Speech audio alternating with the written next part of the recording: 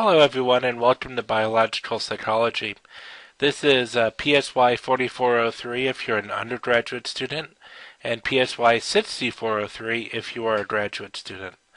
My name is Dr. Michael Nadorff. I am an assistant professor in psychology at Mississippi State. So today our goals are to briefly introduce you to me.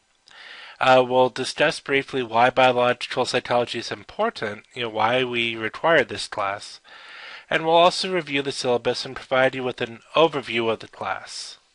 So just a general orientation.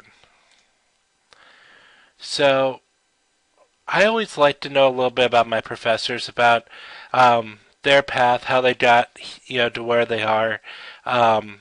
It helped me understand more about the field and also just to have a better sense of them. So I always like to give a brief description of my academic lineage. So I got my bachelor's from the University of Notre Dame in South Bend, Indiana. And I studied psychology and computer applications, so it's a double major. I actually started out pre-med, and I quickly ended up switching to psychology. What I found is that I was studying pre-med because I wanted to go into psychiatry, but there were aspects of pre-med, chemistry being one, that while I was good enough to pass, I didn't love. I didn't really enjoy it the way I enjoyed my psychology courses. And with that, I just decided, life's too short. Go with what you really enjoy. While I was at Notre Dame, I took a class called Physiological Psychology in my junior year, which is the equivalent class to this. Now at Notre Dame, this class was actually not required. I actually took it in order to be more competitive for graduate school. But I'm glad I took it because, as you'll see, biological aspects of psychology are almost always applicable to any type of study or to any client that you'll ever see. So really biology in many ways in my mind permeates through psychology, and it's extremely difficult to be a competent psychologist without having a good basis in biology. So then I went to West Virginia University and I got my master's and my PhD there, and I studied clinical psychology. So this is something important to mention. I am not a biological psychologist, nor am I a biologist. I'm actually a clinical psychology professor, so I'm a clinician. So what does that mean? Well, that means I'm used to treating individuals, and I'm going to have a little bit of that clinical bend to me. So a lot of the examples I use, a lot of the samples I'll use, will come from my clinical experience, as you'll see. So while I was at West Virginia, I took a graduate level class in biological psychology, and I also took an elective in psychopharmacology, which is a class on the medications that affect the brain, how they work, what they do, things of that nature. And I actually teach the graduate psychopharmacology class here at State as well. So I had a good basis of coursework, having taken extra graduate coursework in biological psychology. And I also had clinical experiences that really taught me a lot about biological psychology. So I worked for 2 years in an insomnia clinic. And what you learn working in an insomnia clinic is that there are many biological aspects that can affect one's sleep. So it's important to know about those in order to differentiate between, is this a biological issue or is this a psychological issue? Similarly, I worked in a psychiatric nursing home, and then later on the WVU bone marrow transplant unit, which is a cancer treatment center at West Virginia. And for both of these, I learned, again, the value of knowing about biology. There's a client I had that was on the bone marrow transplant unit, and I was treating him for depression. His doctors had cleared him and said it's not biological, go ahead and treat him. So I was treating him for depression, and I just kept not getting better. And it ended up that he unfortunately had a brain tumor that was just killing any motivation that he had, which is why he wasn't getting better. So I present this example because it shows that we can't just be psychologists and ignore biology. It would not be ethical to do so.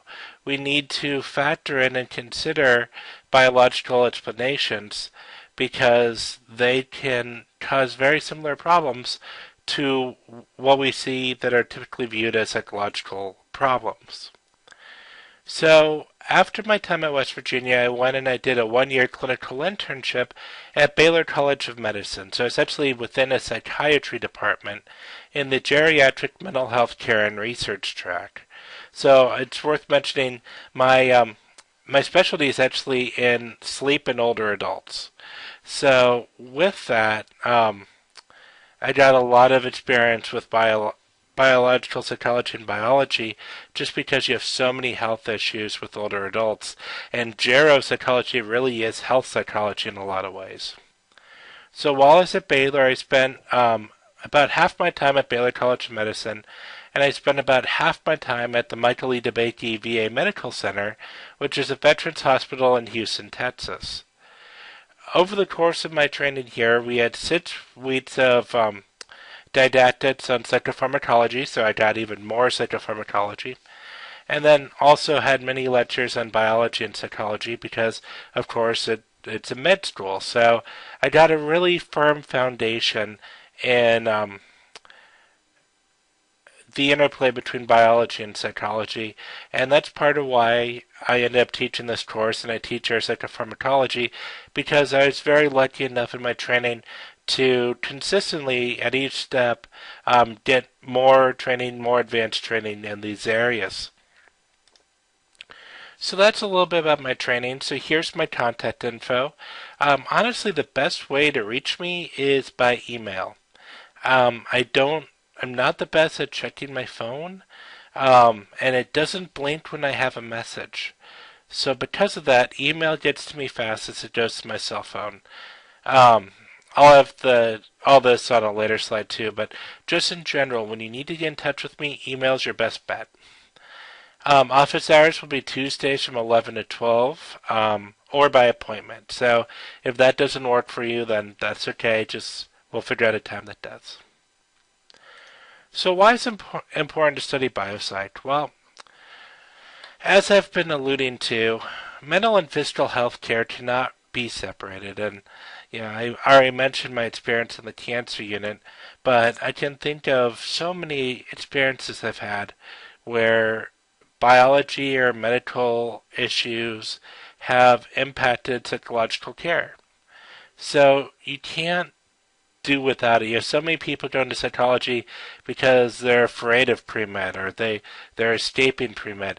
You can't really escape this. It's an important part of being a psychologist. At least if you want to be an applied psychologist, it's very important.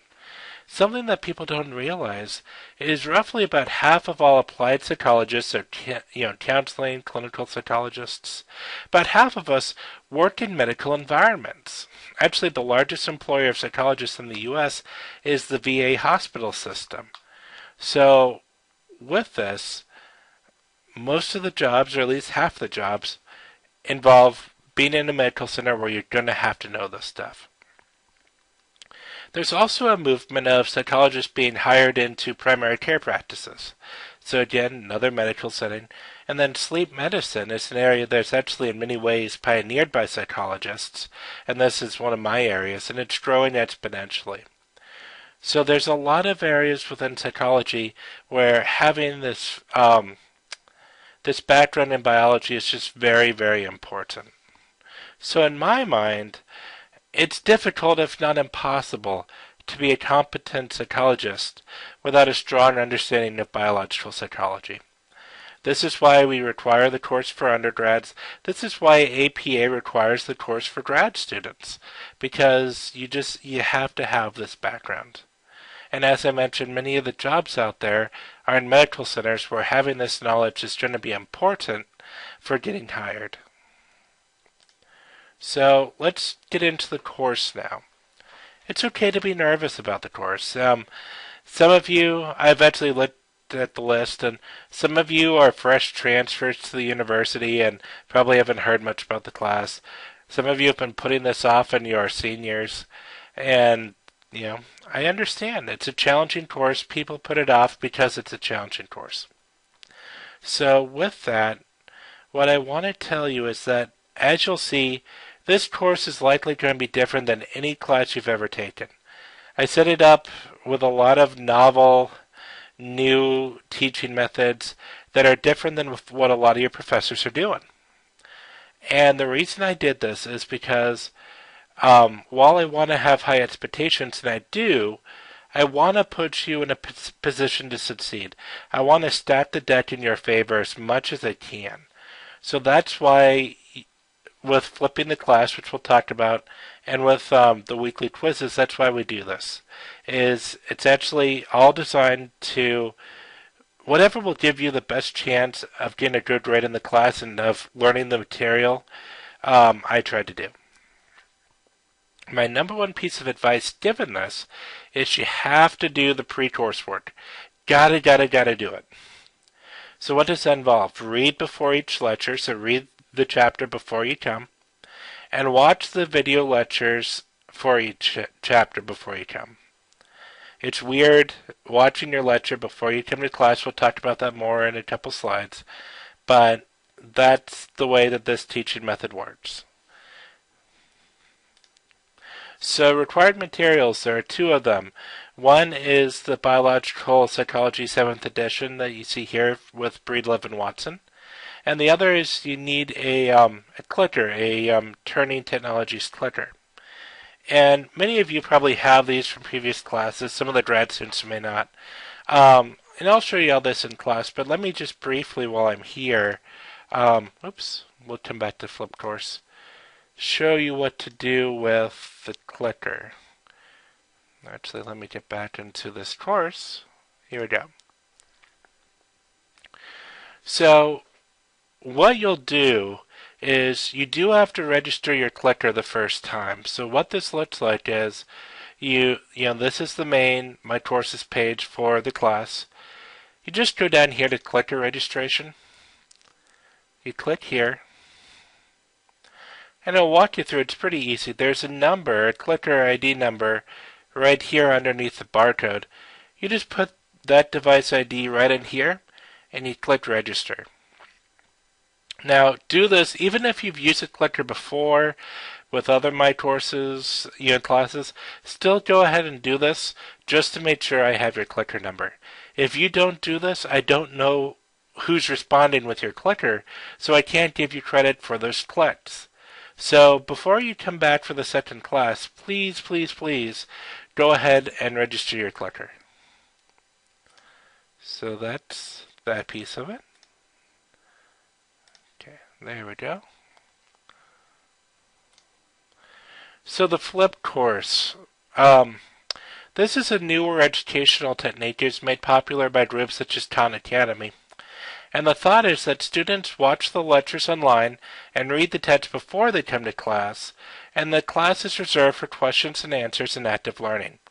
So the thought behind this is that class time is the most valuable time we have. It's two-way time. I can talk and you can ask me questions. So there's a two-way interaction possible. So why waste good two-way time with a one-way teaching method? Why just have me lecture at you, which is one way, when we have this very valuable time? So instead, we use technology with posting the lectures for the one-way interaction, the lecture, and then we reserve the two-way time for more active learning strategies, which in this class I primarily use question-answer quizzing. I find it's really helpful to see where you're at, to see what you get, answer any questions you have, and to make sure that you have an understanding of the material. So, why, where is this effective? Well, there has been research on this. I wouldn't do it if there hadn't been.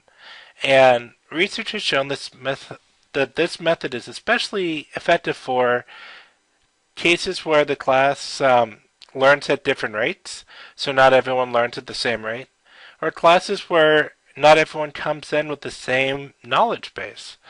And since you're coming from different high schools, you're at different levels in your training, this is definitely true. So in other words, it's a perfect fit for a class like ours. And why do we ultimately do it? It's been shown to improve learning and improve grades. Now, I'm more focused on the learning, but I underline the improved grades because that's probably what you're thinking about. But that's why. It's, again, stacking the deck in your favor to help you do the best you can in this class. So it's odd. It's going to take a while to get used to. Just roll with it. Just know that we're doing it for a reason. Trust in that. I think usually students think the class is odd and a little bit annoying at first, and then toward the end they really start to like it. So just give it a chance. Now I should say, if you want a normal class, there are other people that teach this class. I'm not the only show in town. So don't hesitate to look for another class if this isn't the strategy that you want to utilize. Another thing that's a little bit different about my class is that there are 15 weekly quizzes. I don't have exams, so there are no 4 exams. 15 weekly quizzes. They're each worth 50 points. And what I do is I drop the lowest 3. So only 12 of them will count toward your grade. Because there's going to be a week that you have, something going on. Maybe you missed the quiz, or you didn't have enough time to study it as much as you would, or it was just a really hard quiz. So because of that, it helps account for those things. So by and large, the quizzes are open from Tuesday after class until the next Tuesday's class, closing 30 minutes before class. So I have a sample syllabus on the next slide I'll show you, but look at your syllabus. It's going to be very helpful for knowing when these quizzes will close. So the quizzes will almost always be due on Tuesday, at least until fall break. Because of fall break, since it's just on a Thursday and not a Tuesday, it messes us up. So what we do is quizzes will shift to Thursdays for a couple of weeks, and then after Thanksgiving, it'll shift back. I'll help talk you through it, don't worry about it. Now, so the quizzes will be open for a week, meaning that you have a full week to take them. I strongly encourage you not to wait until the last second. What I'd recommend, given that you're doing the reading before class and you're watching the lectures before class, take the quiz right after Thursday's class. Thursday is the last bit of information that's going to be on the quiz before it's due. So I recommend take it then. Now, another thing I should mention with this is I don't recommend taking it before Thursday's class, even though it is open, just in case, just because you won't have had the benefit of Thursday's class. So Thursday after class is when I'd recommend taking it, but you have until 30 minutes before class on Tuesday, and then it shifts, but it's all in the syllabus. Another important thing to mention, so since you have a full week to take the quiz, and 3 are dropped, I don't do makeups or extensions unless, well, pretty much never. Some excuses I'll accept, like I did things with a snow day once, but by and large don't anticipate that I'm going to do that because I usually don't. So this is from an old syllabus, but I think it will be helpful for kind of talking you through how this works. So here, what you have is that the first quiz is due before Tuesday the 15th class at 9 a.m. So what's on that quiz? It's the 2 lectures that are before it. So this first lecture that you're seeing here, and then the next one, the one on Thursday, the information from these are tested on the first quiz, which must be done before this Tuesday. Now, the information that you learned here on Tuesday and Thursday are then on the second quiz, which you must do before this Tuesday. So what we see is for the class today, so for the first class and for Thursdays, the quiz will open after this first class on Tuesday, so you could take it as early as here, but it wouldn't make much sense because there's one more class that's on the quiz. And it's due before class on the next week. So I hope this made sense. We'll talk about it in class to make sure. If you have any questions on how the quizzes work in the schedule, let me know. There are two ways to take the quiz. So the normal way, the way that almost everyone does it, is you take the quiz at home using Respondus Lockdown Browser, which is a free download from MSU. Let me briefly just show you where it is. So there's a software download page on ITS's website. And how I usually find this is I actually will just Google MS State, and then software. And my computer's slow, but it will eventually bring me to this page. Eventually. Up, or it won't. Okay, there we go. MS State software right there. So, once the page slowly pulls up, maybe, Bueller. Oh, this is why we don't do things live. But anyway, I have no idea why ITS's website is so slow today. But as you'll see, when it does eventually pull up, the link is listed on this website. And I am going to pause the video until it actually pulls up. And we're back. Okay. So, once it pulls up, this is what it will actually look like.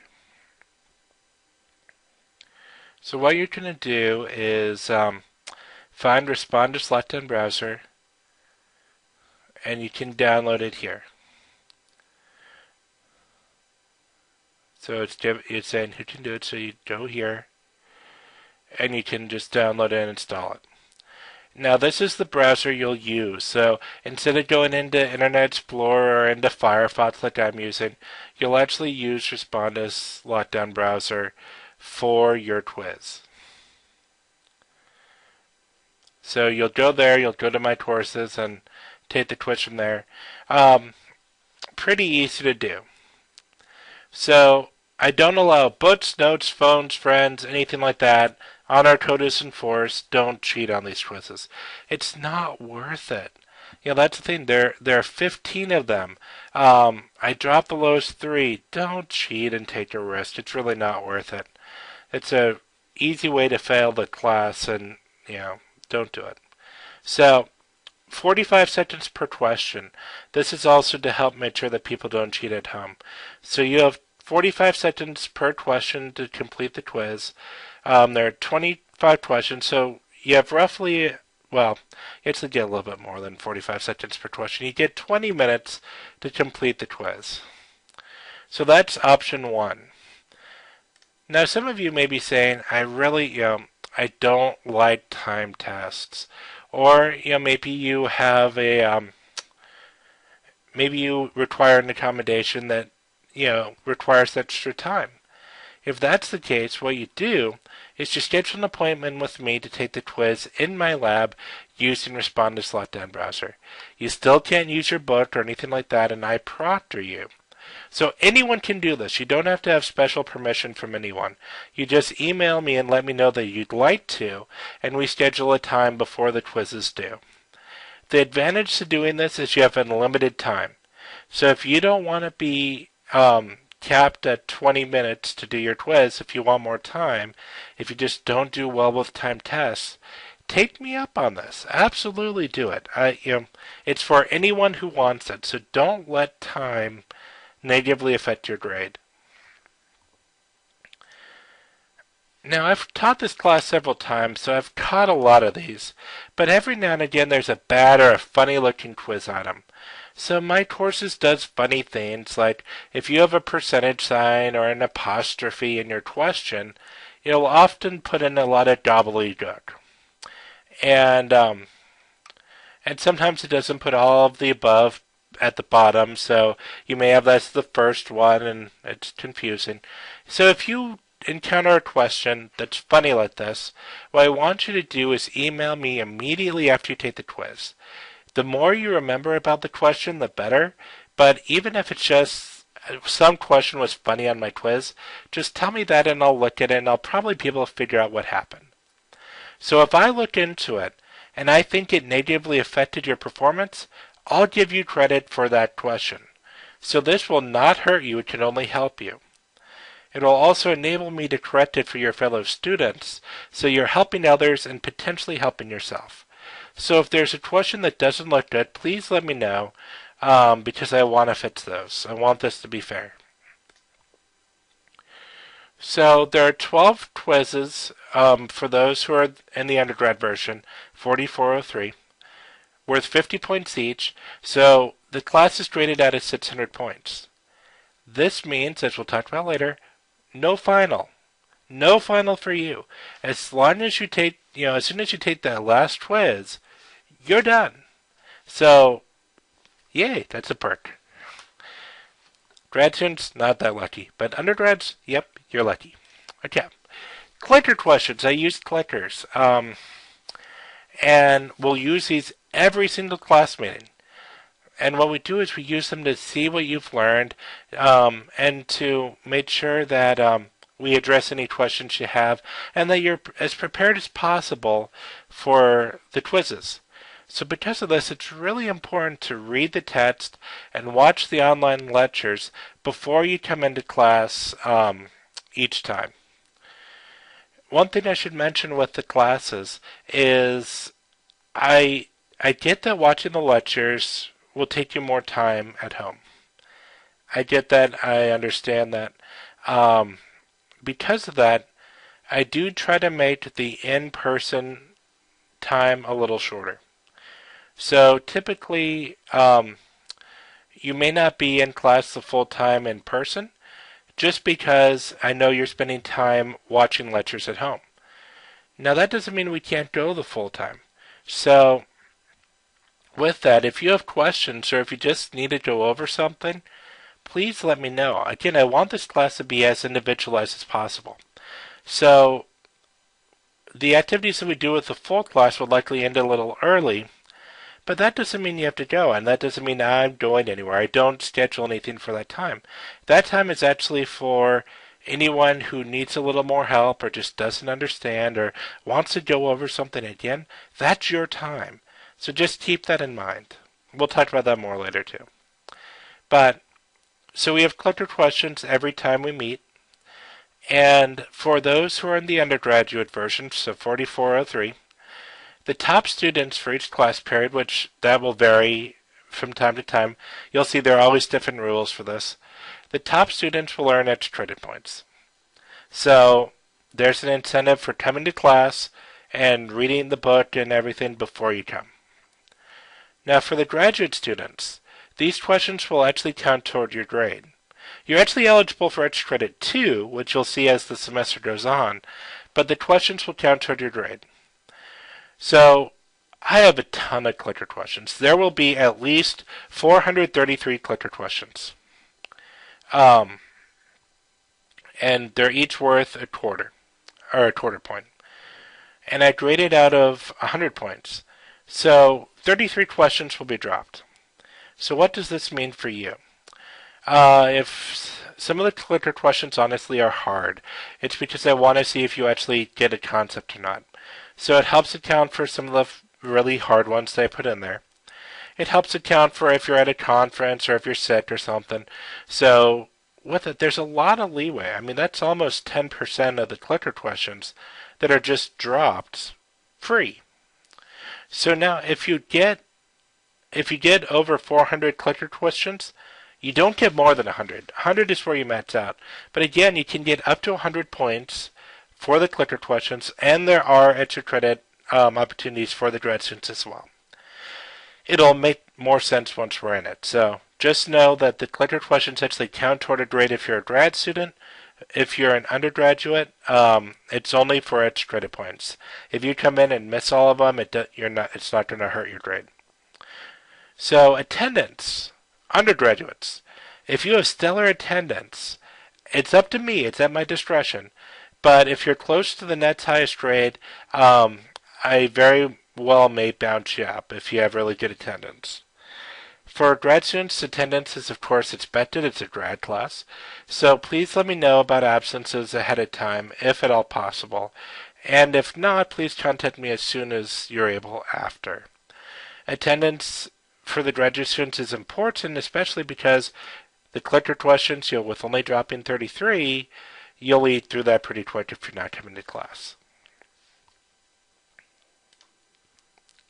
Final exam. So again, no final for the undergrads. So your grade is made up of just your top 12 quizzes.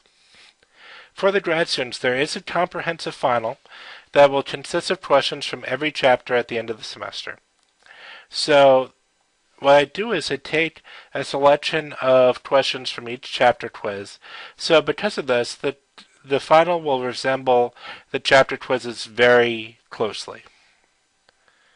So for the grad students, you have 12 quizzes worth 50 points each, so that's 600 points. So that part's the same as the undergrads. But then you also have 100 clicker question points and 100 points for the final exam. So when you bring all that together, it's out of 800 points, so this is the grading scale for you. So the lecture slides are posted on my courses to help your studying. So if you want the PowerPoints, they're on there. Now if you see that there's a concept that's not covered by me in the lecture or in the slides or things like that, and you have questions about it, it's your responsibility to ask me about it before you take the quiz. So this is part of the reason why I'm going to have that time after the clicker questions for any questions you have, or if you just need something explained a little more. That's why we have that time built in, so it can be more individualized. So be mindful of that it is your responsibility, if you have questions, to ask me before you take the quiz. Because not everything on the quiz will be covered in the lecture. I try to make sure most of it is, but not everything will be. So be sure you read. And then if you have any questions, feel free to ask me in class or by email. Here's my email again. Email is the best way to get me because, again, if you call my phone at the office, it doesn't blink when I get voicemails. So often I'm not aware that you called if I'm not in my office. So email me. That's the best way to get in touch with me. So I think that's it. Hopefully that tells you a little bit about the class and introduces you. If you have any questions, please feel free to get in touch. And I look forward to having you in the class.